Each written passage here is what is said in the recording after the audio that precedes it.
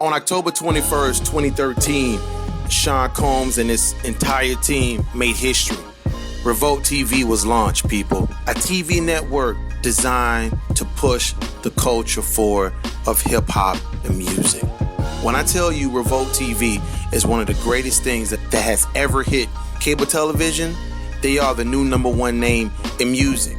If you have not added Revolt TV to your cable package, definitely do that. Spectrum, Sling TV, DirecTV Now, Verizon, AT&T Uverse. Trust me, check with your local cable providers and add Revolt TV. On DirecTV, it's channel number 384. When you want to know what's going on in the culture, from The Breakfast Club to State of the Culture, shout out to Joe Budden and the whole team over there, Remy Ma, everybody else. When you want the latest news on what's going on, and not only hip-hop, but in the music world, period.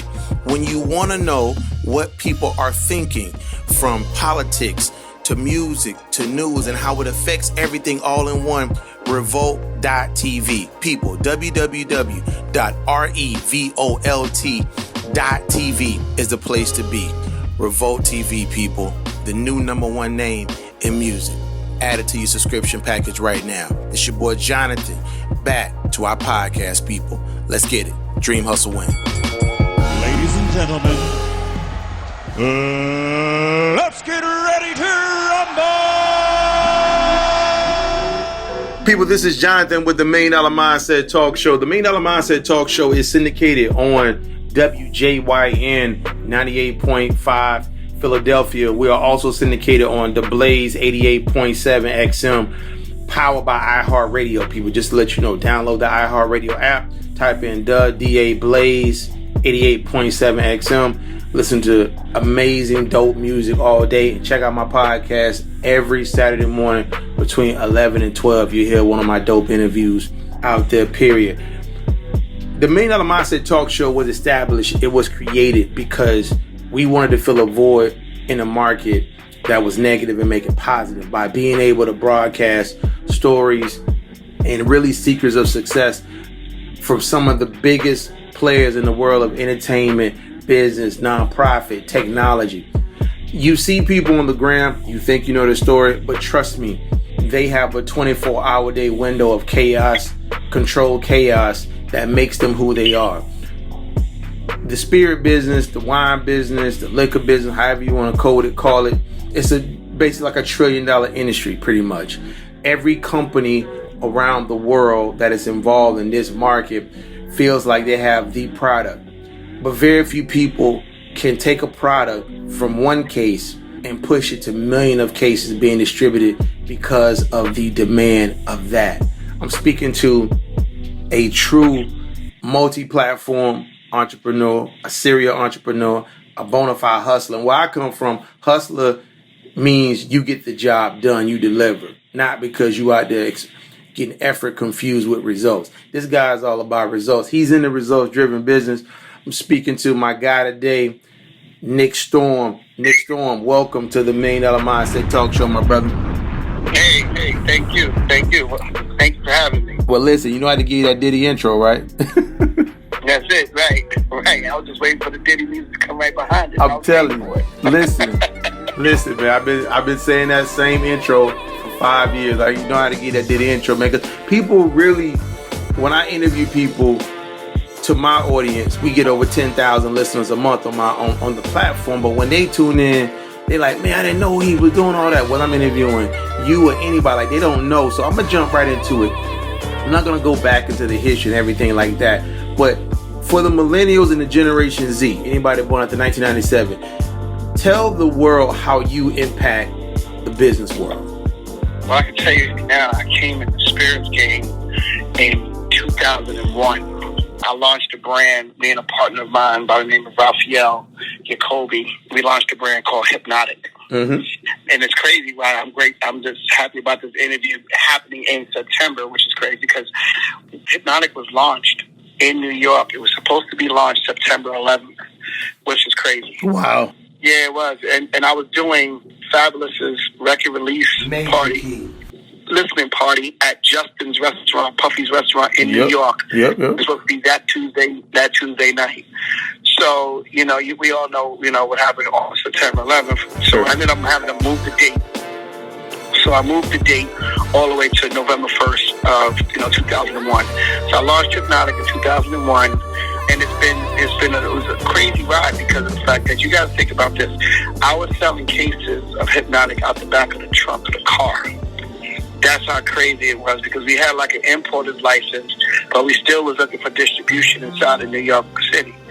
But then I tell you, a couple of months of running around, hustling and bustling from liquor store to lounge to restaurant, we finally got our big break going into the summer of 2002, where I was able to get the bottle placed in a real popular video with Fabulous, Giddy, and Jack Edge. And then the song was called Trade It All. Yep. And it was on a barbershop soundtrack. Big movie, Ice Cube's first movie. So it was a big movie. But over 100 million. The video, yeah. But the video was ridiculous. Yeah, it was ridiculous. This one, when everybody goes to watch videos on BET, VH1, MTV, right? And that video was number one for a minute. But the crazy part was, Fabulous had the bottle in his hand in the video. He did. After that video, I tell you right now, we got distribution in New York, we got distribution in New Jersey, Delaware opened up, Maryland, DC was next, the state of Georgia was calling us just from a video. That's how impactful it was at that time to get your brand in a video. Yeah, that's how impactful it was. So from there, then we went on, and we kind of like killed it all the way up from like 2002, 2003. We sold the brand to a company called Heaven Hill out of Kentucky, and then we got massive distribution. So it'd be like, if we were too small, we had to like sell off because of the fact that we didn't have the manpower. It was like having a record and you're still like pushing it, but next thing you know, you're getting, the demand is so crazy across the country, and you don't really have the distribution for it. So that's like going to Sony Music. So we went to Heaven Hill out of Kentucky, who had national distribution, and we were able to fill the pipes that way. But one of the biggest things that I did was I created a program that still till today to me is still the top #1 program, which is the ambassador program. And that ambassador program is putting somebody in the market in your top 10 cities that lives and breathes the brand. Mm-hmm. So that was like really key. And then of course I took some of my marketing dollars because I was able to, spend some money now, but I didn't put up billboards. I didn't go on taxi cabs. I didn't go on, the traditional. I stayed strictly still guerrilla marketing. I stayed into the street. I did a whole lot of tastings all the way around. But the most important too is at that time I went all videos. So and at the break that down a little bit when you say you went all visuals, Nick. Break that down a little bit. Well, I said I went to all videos. So what I did is I got with some key video directors at the time, Jesse Terrera, who was still, one of the biggest guys out there. Still hot. Chris Robinson. I went to Little X. And I had these guys at that time just, sending me like, hey, I got this video, I got that video. I was taking my little video money budget and going straight to them. And then next thing you know, the biggest video was probably, the R. Kelly, I think, the Ignition remix one when we had 60 bottles across that back wall. Ooh, yeah. That was like crazy. Then we had Fat Joe with Lean Back, right? So, within those couple of years, I think we did over 38. We had 200 song mentions and over 38 videos. That right there was our marketing plan. Yeah, that's true guerrilla marketing. That's true viral marketing, but with a concentrated approach, which is something I respect, because it's one thing to say I'm gonna do viral marketing, but it's another thing to know exactly where you can go to get the type of results you're looking for. So that's the genius part in that alone. Yeah, it was. So in a one sentence phrase, you are the person, you're the dot connector when it comes to product and consumer, pretty much. Yeah. So the messaging in the middle is what you perfect, and then you create that channel to push it through. Am I correct? Yeah. Yes, that's correct. Beautiful, beautiful. That's correct. Let me ask you this, going back to Hypnotic, because, Hypnotic was an iconic drink. You know what I'm saying? Like everybody was on Hypnotic. You know what I'm saying? You know, like you got that hypnotic. I mean, the name, it was sexy. It fit the culture of Yep. hip hop. When you first was doing the project, did you feel that same way about it? Like you knew it was going to be. I'm gonna tell you, I didn't know. I just was like, I didn't know. I didn't know anything about the liquor business. I was in the music business at the time. Right? I left, my music job to start, going with, trying to do promotions with this liquor brand. And I was like looking at certain guys that was in the market at that time. They was like doing some promotions for like Alizé and Remy Red. There was a couple other brands that was doing it. And I was like, wow. I was like, I can try this right here. And I didn't really catch on until I went to this one party that we did for celebrities. I did a party for celebrities up in Bedford, New York. And this one party probably changed my whole mindset, because not only I just watched the whole demographic at this place. So there was rappers, there was R&B singers, there was background dancers, there was Vibe magazine, there was editors, there was all kinds of people at this party, and everybody loved this drink. And this is in its early stages. I was like, man, we're on to something here. We're definitely on to something. And then I think when I started doing a lot of tastings inside of liquor stores, and then when I launched the Incredible Hulk program, oh, my brother, yeah, we killed it. We killed it. That was a whole program itself. Nobody knows that. It was a whole program itself. I have to give up all my jewels now. But I'll tell you, I created that brand, that drink, off of one guy that walked into a liquor store and pulled the Hennessy bottle, and he pulled the Hypnotic bottle with both hands, and he told my tasting girl, I got something to show you. And she opened up the bottle in the store and put the Hypnotic first, put the Hennessy on top, and was like, see how it layers? He put his finger in the glass, the little cup that she's tasting with, and said that it turned green. And we call this the money shot. And then he was proceeded to walk away from her, turned around and said, actually, I get strong when I drink this. I feel like I'm David Banner. I feel like I turn into the Hulk. My man, when he said that, I went home, wrote a plan out, okay? Sat there, and this was like, right on your wall, like you take your notes. Yeah. I wrote all of this plan out. I went to my guy the next day, and I said, listen, I got a plan. I got to go rent this costume. He said, what? I said, just trust me on it. I went to the store, Abracadabra. It's a costume store in the city, in Manhattan. I rented a costume. I put my cousin in it, who needed a job. Mm-hmm. I was blitzing out places in New York City, 3 places that were primary, that was big places at the time. I was blasting them out with Incredible Hulk costume guy holding a Hennessy bottle and a Hypnotic bottle with 3 Hypnotic models. I killed these clubs every Thursday, Friday, and Saturday until I got the name out there. When we built the name up, then we started just doing everything from grassroots. You know how remember you used to come out your club and you used to have all the flyers on your car? Yeah, of course. I was putting not only the drink recipe on it, but I was also I had the drink recipe, and I was having what the Hulk looked like. So even when you were coming out the club and you knew, hey, I was putting drink menus on cars before anybody was thinking about it. I wasn't just putting the party or like, hey, I got what? See, so that, and I was doing shopping centers, shopping malls, anywhere where there was liquor stores. I was doing the street team that way. I was blitzing. I tell you talk about guerrilla marketing and the mind of it. That was my forte. Yeah, I mean, you were doing all of the, I call it grunt work. You know what I'm saying? To make sure that people knew, like, and the same thing I tell independent artists. I mean, back in the day, like you selling drinks out of your trunk, like Master P was selling CDs. I mean selling tapes rather out of the car. Like that's straight to the consumer. Yo, get this Hypnotic, bro. You want it? How much is that, fam? Oh, $20, whatever you were selling for. You know what I'm saying? Like you took it straight to the people. And if somebody likes something, they're gonna want it again. So that's the great thing. I want to fade into this part here. People, this is Nick Storm on the $1 Million Mindset Talk Show powered by WJYN 98.5 FM Philadelphia and The Blaze 88.7 XM Miami on iHeartRadio.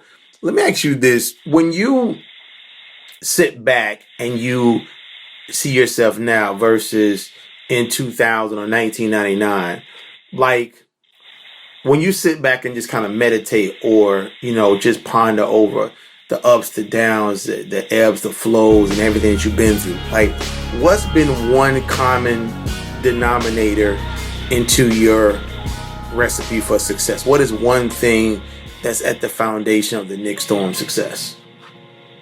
I think it was always having a sports-like mentality.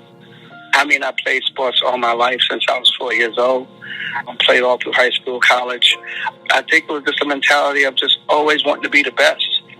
And I think it was just, and I think it was really, really grounding yourself a lot.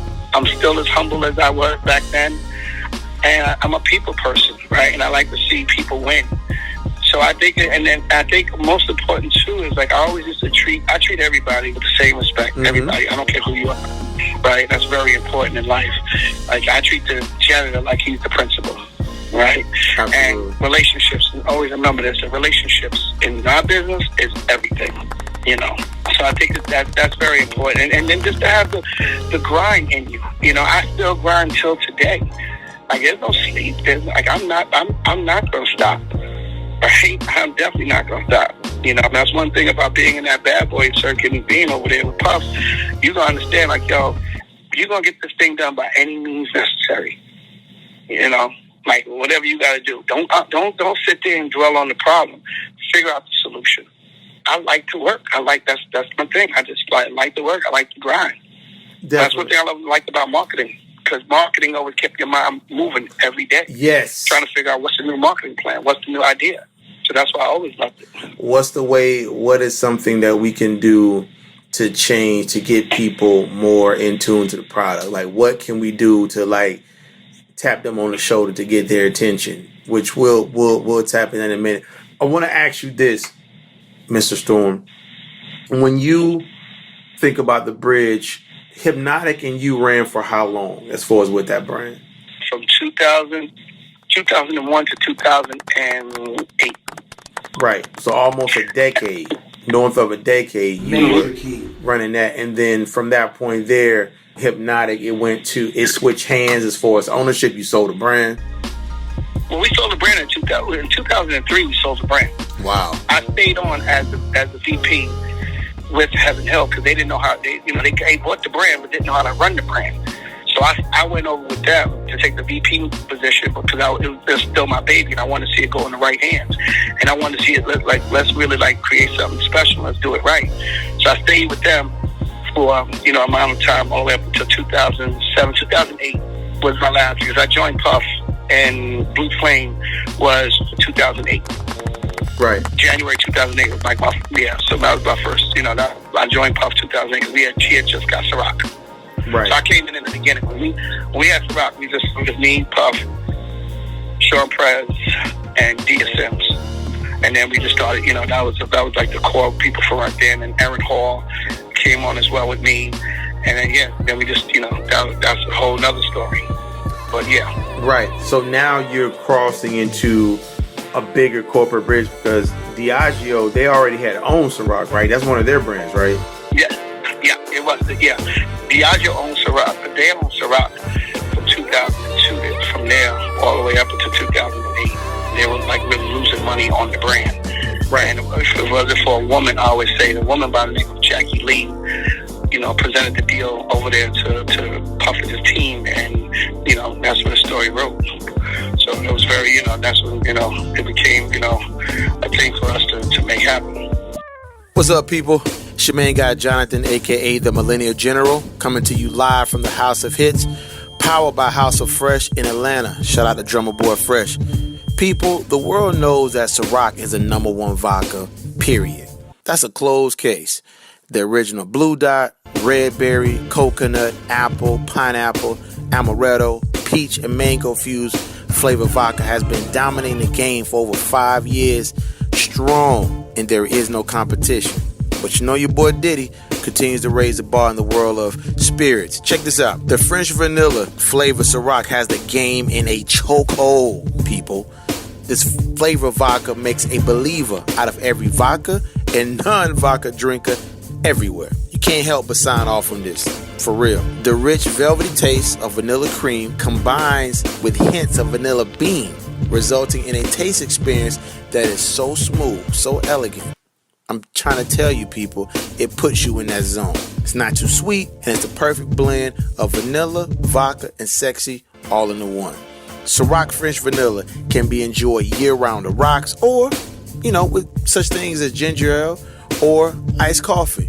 The cool factor of French Vanilla Ciroc is that no matter what you chase it with, you won't be disappointed. That's what I'm talking about.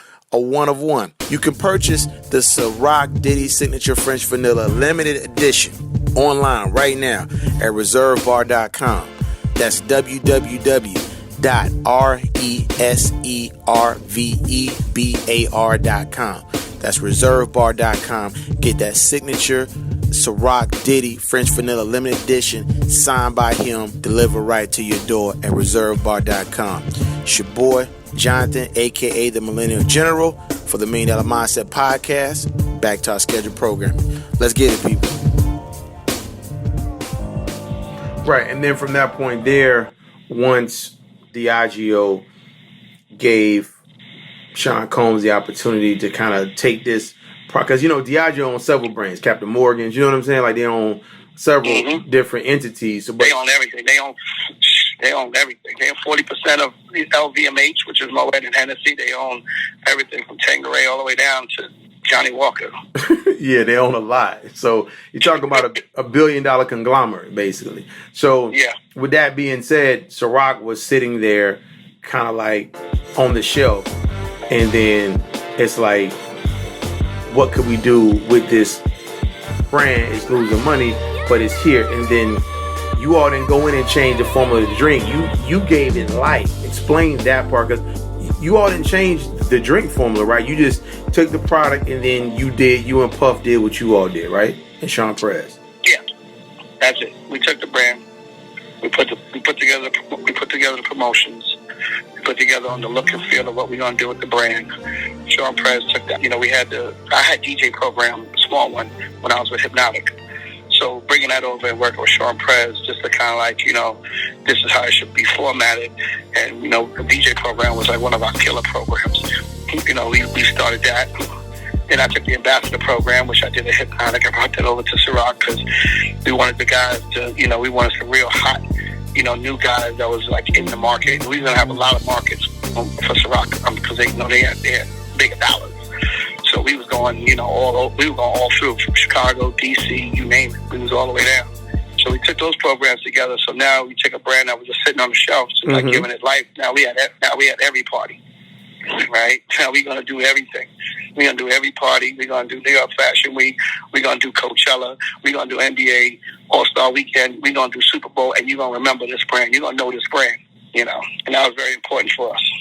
And then when I think we really kind of like got the expansion of the brand, when we came out with the flavors, I think Ciroc, we were kind of like the first brand to really have flavors move like as bottle service. Yes. When we came out with the coconut, that Cocoloso, you're talking about another drink that was legendary for that at that time. But bottle service wise, we was killing them. Like that coconut Ciroc was between coconut Ciroc and peach Ciroc. We came out with that red berry, and that red berry. So I think that was like when we was like, that's how you like move the brand. Because not only in the club that you want that space, shelf wise, but also in the liquor store. Because back then when we had that one bottle, that blue bottle of Ciroc, you can go by the counter and you can see the blue dot, but you'll see everybody else that had 2 or 3 others. Like Belvedere they had shelf spacing. Grey Goose had shelf spacing because they had multiple brands, right? And then we feel like we was just getting pushed to the side. So it was very important for us to come out with flavors, so we started getting that shelf spacing. Let me ask you this: when you were in the cockpit of the plane with Puff and Sean Perez and DSM, she's dope too. You all were a very tactical, aggressive, visionary type team. When you were mapping out these different layouts of how you were going to do it, how much did the Hypnotic plan success play into the fueling of the Ciroc success? I always say there was 3 things that I always say that was the real blow up of the brand. I feel like, and when I had to explain it over, in my first couple of meetings, was I felt videos was very impactful. So we still wanted to do videos. We still had some video budget money. So then they knew it at that time. Twitter was just really like just coming out a little bit more. But and you talk about this is not the TikTok, the IG era. Right. So you still a grind. You know what I'm saying? This was grind mode, right? So it was very important that you had ambassadors, that you found the right guys that was in the city. I think it was important that you find your branded entertainment people who you want to put your brand behind. Because back that time we had Fabulous, and we had Meek, we had Ross, and these are at the coming out times. Right. And they were timing. It was very important with timing wise. So we was good branded E. We were good with all the DJs because we got 12 of the hottest DJs across the country in damn near every market, right? And then you had ambassadors, that's hitting the streets, that's going out there and hitting all the clubs for them. So it was definitely important. I think, and then you needed money for the street. I always say that, right? You need money for the street because a lot of people were playing dirty at that time. It's a dirty game. Trust me, we already know, where, brands are paying more for you not to be at the spot, or please don't put them on this shelf and all that. But we came in and we was like, no, we're gonna make a record that you don't know who we are. So I think it was really important for where we had. I did at Ciroc just to bring it over. From Hypnotic to bring it over to Ciroc.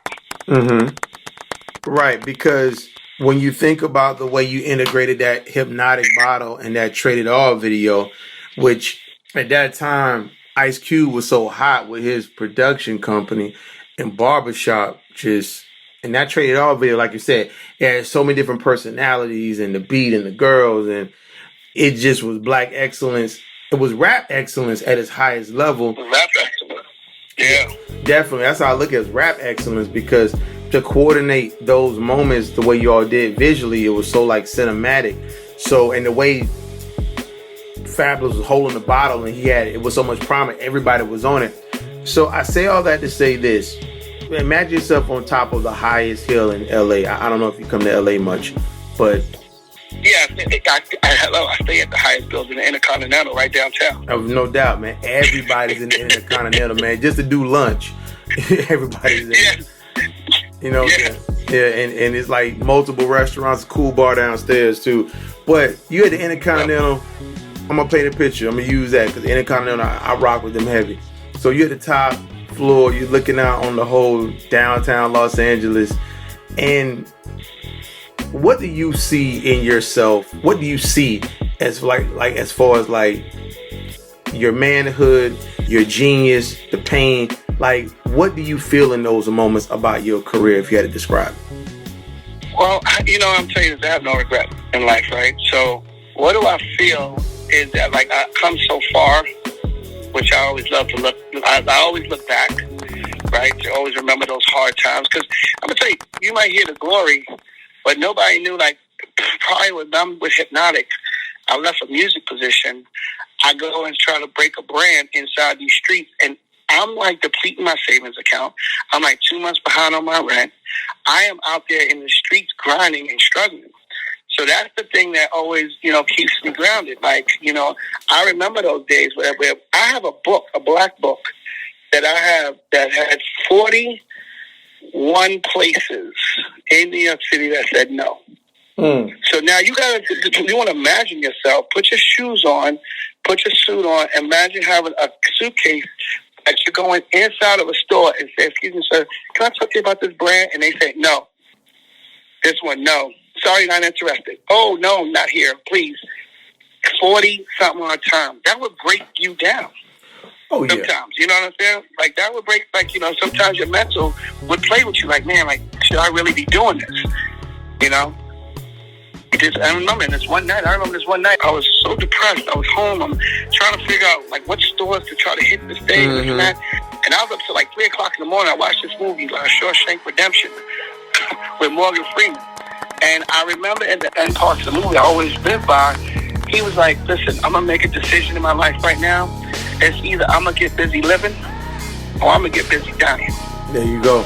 And when I heard that line, I was like, no, Nick, you're going to have to get busy living right now.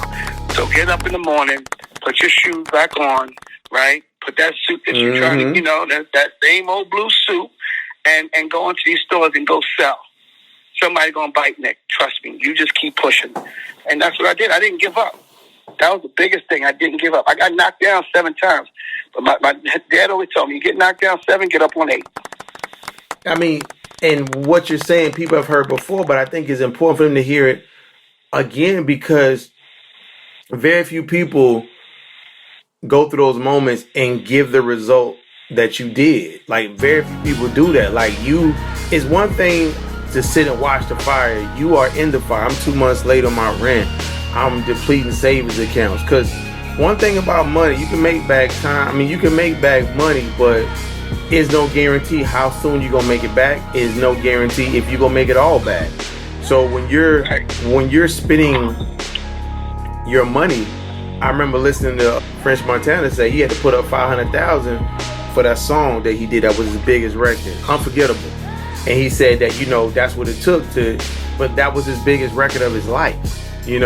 That record still go crazy. You know what I'm saying? Like, right, 1 billion views on YouTube and 1 billion streams. Like, that's his biggest record. Because you can play it anywhere, and it's a clean record, but it's the sacrifice he had to invest into it to make it. And I think of those moments that you were talking about.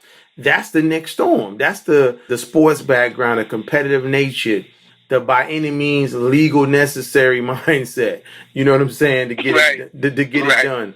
I'm not gonna crush anybody to get to the top. Like, I'm not gonna backhand people. You got to the top through that grustle. As my man Scrappy would say, that grind and hustle. That's how you got to the top. And that's what I like about your story when I read about it, because this is just the idea I'm throwing out there. Even from one of the things that you've done with Hypnotic and with Ciroc and with that whole team, even with your new ventures you have, I mean, you could literally be tapping into the Millennial and Generation Z market just from your ambassadorship, blueprint, and show them the way to say, this is that wine you need. This is that cigar you need. You know what I'm saying? Like, your type of training. I mean, you could easily do that 10 times over for a generation to come, even when you're not here no more, because of the Nick Storm blueprint. That's how I look at it. Like, you have a formula of success. Right. So, right. Thank you. I want to tap into this part, Nick. I want to go back to the dark side for a minute, or those tough moments, as we say. In those moments, right? I know you say you question, should I be doing this? When you were depleting your savings account and you saw it going down, dropping, what were you telling yourself in those moments? And I knew that I was going to say to myself that every day is going to be a rough day. I already know that, right? But there's going to be one day, Nick, that sun is going to shine for you. And just not to give up, because I was like, do I just, go back because I got a marketing degree? Do I just go back and just go get a job? But, you put so much time and effort into this brand, and you're talking like you're talking about 2 guys with a small little warehouse in Long Island, New York. And we're going from door to door, right? We're going from, like, when you needed a case delivered or somebody bought a case, you're dropping it off you're dropping it off yourself. The amount of money that we had put in, it just was like, and just to get T-shirts for the brand, right? And then some account says to you, hey, I want to do this, but I need glassware. Damn, where am I going to get the money for glassware? Like, I'm talking about, those are the rough, dark times, and, honestly, it was a bet. It was like, I took a bet, a gamble bet. And the gamble bet was, do you want to spend, we had like, let's just say you had 10 grand in my budget, right? Do you want to spend this 10 grand and gamble it, whether you want to go work for a couple of more weeks in the street where you can make a couple of dollars and, you can sell to a couple of clubs and you can do it that way? Or do you want to take this 10 grand and bank it on a video that you're just hoping that it's going to place? So I was like, yo, I'm going to take that gamble. And the gamble worked. Right. And the gamble worked. And that's that moment of truth type stuff. You feel what I'm saying? But like, Yeah. this is your moment of truth. Like, you got to be like, are you gonna stand in it? Because it's so many things that people look at and be like, man, that could have went. What if this go wrong? What, you know, I watch a show all the time called The Food That Built America on the History Channel, and I watch that show because it talks about how these brands became the brands they are, Pizza Hut, McDonald's. But every single story, they always have that Nick Storm moment where the guy from Kellogg, who started Kellogg, his rollers burned up. His competition had him burned up. And when he had to go, he didn't put a full patent on it.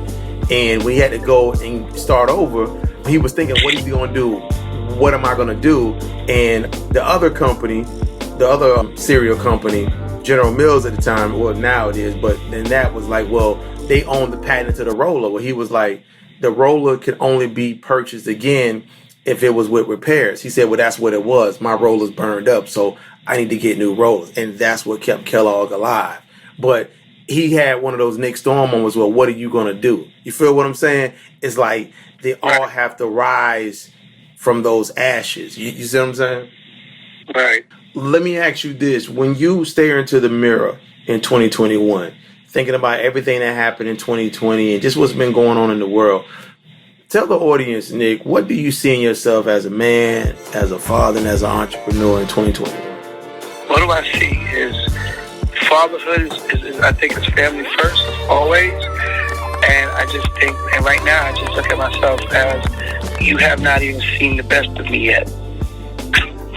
That's how I look at myself in the mirror. When I get up in the morning, I get up, I pray, I meditate, I work out, I get my mindset right, and I approach every day like I'm going to win the day. I'm going to win the day, and that's how I when I look at myself, right. And I'm still humble, right. So I don't look like, the only thing is funny, right. Someone said to me the other day, is like, Nick, like they're going to be honoring me in New York like November 2nd. Okay. Yeah, so Hypnotic and honoring me in November 2nd for 20 years of the brand has been 20 years. Man, we gotta be there, man. You gotta make sure patience there, man. Right? And I just hit him. I don't know, man. I just it's all humbling to me because I can look back and be like, man, like I really did this. Like even when I look at my basement and I look at my shrine and I look at all like the big articles and all the accolades that I did and made 30 under 30 of this magazine and I look at all of that, this wall. It just I look at the accolades, but I learned to what I don't do is sleep in the trophy room. That's real. I respect that. And that's why I can get up every day and be like, yo, I gotta go get it. And then it's the drive in me. Let me ask you this. You're not resting on your laurels. You don't live in a trophy room. So your hunger, right now you push Hypnotic to unbelievable level. You help Puff put Ciroc on the map. When people think of vodka, they think of Ciroc now. It's globalized at a whole nother level. Fast forward to your new business venture now. Talk about the new business venture that you have that's the next Nick Storm brainchild. Well, right now, there's a few. I'm still inside an NDA on a few, so I can't talk too much. No problem. Talk about what you can. It's all love. No, but I'm going to tell you right now, which is good, is that I started my own company, which was great during the pandemic. So, I started my own marketing company, consulting company. And that right there took off faster than I thought it would. I ended up, grabbing 3, big brands, which has been great during that time.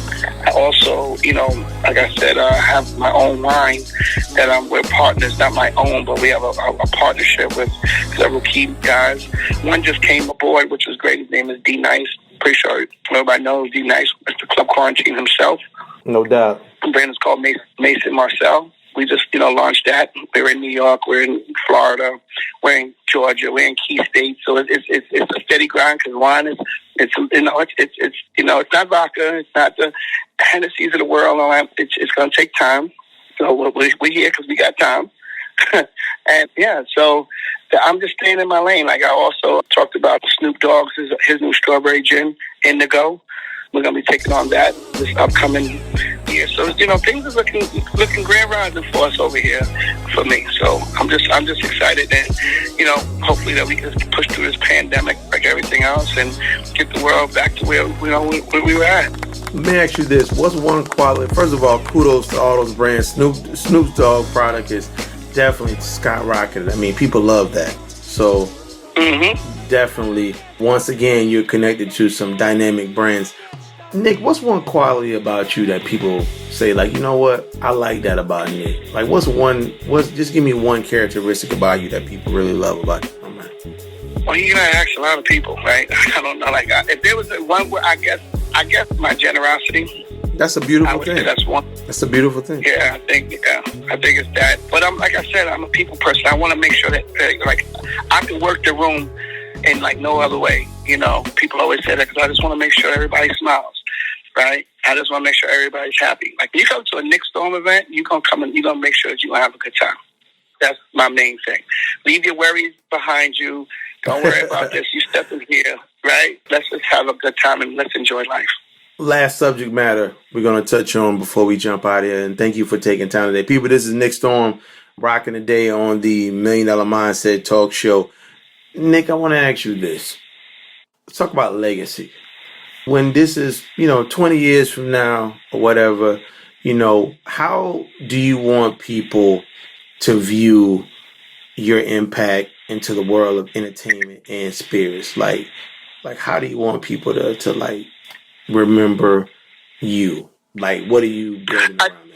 I think it was what you said earlier. There was a mindset and there was a blueprint that was very important. Yeah. So I think the Nick Storm blueprint is what I want to leave with and take a mark with it, because I want people to understand, like, you try selling 1 million cases without the internet, then you'll say, oh, I know your grind. You understand? So I want you to remember that, right? I didn't use digital marketing. I didn't use the traditional marketing. We're going to get billboards on the side of the highway, and we're going to put up, we're going to taxi cabs, and we're going to save that money, and we're going to go straight to the people, right? Liquor to lips is my real key thing. It's very important for me. You need to buy that domain name. You need to buy that domain name today. Liquor to lips. You need to go to GoDaddy, just buy it. Tell you that right now. Right, right. Yeah, I'm just telling you that now. We hang up the phone. You need to go do that. Handle that now, because that's going to be. Okay, I'm going to do it right now. LookAtTheLips.com. And listen, we're going to talk about, I want to be on the marketing team. Just saying. I want to be on the marketing team. Okay, my brother. But go ahead. Sorry, didn't mean to cut you off, King. Go ahead. No. But I think that's a blueprint that I always want to be known for. It's just that, it was like I took guerrilla tactics into my marketing plan, into my and the way I marketed brands. And, and they were out of the box. I always loved that, thinking, that out of the box thinking. Who's going to have their cousin dress up as an Incredible Hulk character? It's not even Halloween. It's in the summertime. And you're going to walk around these clubs for the next 3 to 4 months. Nobody's going to do that. Right? That's like crazy, like, just think, And that's why I used to love, I tell you, that's why one thing about working with Sean Puff was I always loved being in those meetings where it was like, what are we going to do next? And this is what we're going to do. And it would be like the most out of bounds tactic, whatever. But you know what? That's what we're going to do. And it worked. Some didn't, but most of them, they worked. Most of it did work because you already had a great showman in Puff, and then you have everything with his brand, and then you have then you have all the success you had with Hypnotic. I mean, to me, and I'm gonna end it on this one. That was the original, like, Ciroc blueprint. Like, that was the original blueprint for. And I'm saying this humbly, like, so this is just me talking. You don't have to agree or not, but what was done with Hypnotic was what Carl and I did with fashion.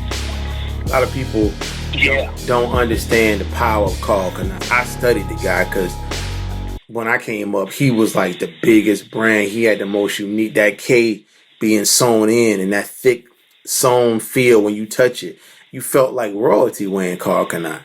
You know what I'm saying? Uh-huh. And, You know, he grew up around nothing but women, and his mother gave him a sewing machine at an early age. So just his story. But the blueprint he had, he went straight to hip hop, the Tupacs of the world. You know what I'm saying? People wearing Carl Canal like that. So I look at the Nick Storm blueprint.com. You got to buy that too, by the way.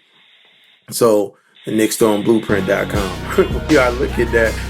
I think about, I'm serious. I think about, you know, how you set a precedent so high that these other brands wouldn't even have a thought. Because everybody copycats in the game.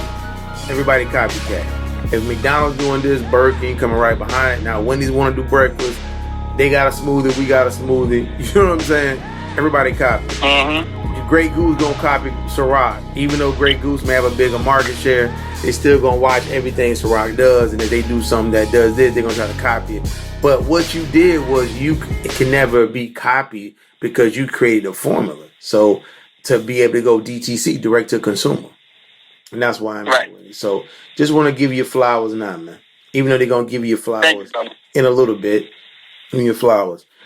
Can you phonetically spell out your Instagram handle for your new wine so people can follow it? Oh, yeah. And for the new wine is Drink, B-R-I-N-K, Drink, Marcel, M-A-R-C-E-L. So it's at Drink Marcel. That's the new wine. And then my handle, of course, is I am Nick Storm. Definitely. Nick Storm, what have you enjoyed the most about being on the $1 Million Mindset Talk Show today, my guy? Oh, man, this is amazing. This is amazing. Thank you. I appreciate it, man. You know, this platform, you know, it was designed, it was created to get these kind of conversations to the masses so people can really understand the powerful impact of what you do and why you are so important. Because people think everybody got to be this person or that person to be successful, but you don't. Like, it's so many players in this game that you never really, that's not on TV, but they're the reason for the season. And that's how I look at you.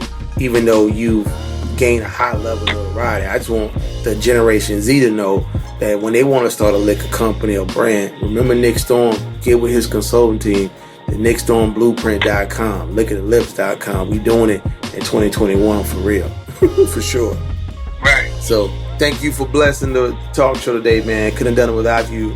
I've been wanting to interview you for a long time, and thank you for gracing the show today, man. Again, I'm super honored to be speaking with Nick Storm. People, Nick Storm, $1 Million Mindset Talk Show, powered by iHeartRadio, powered by 98.5 FM Philadelphia, people, all day, every day. Thanks so much, Nick.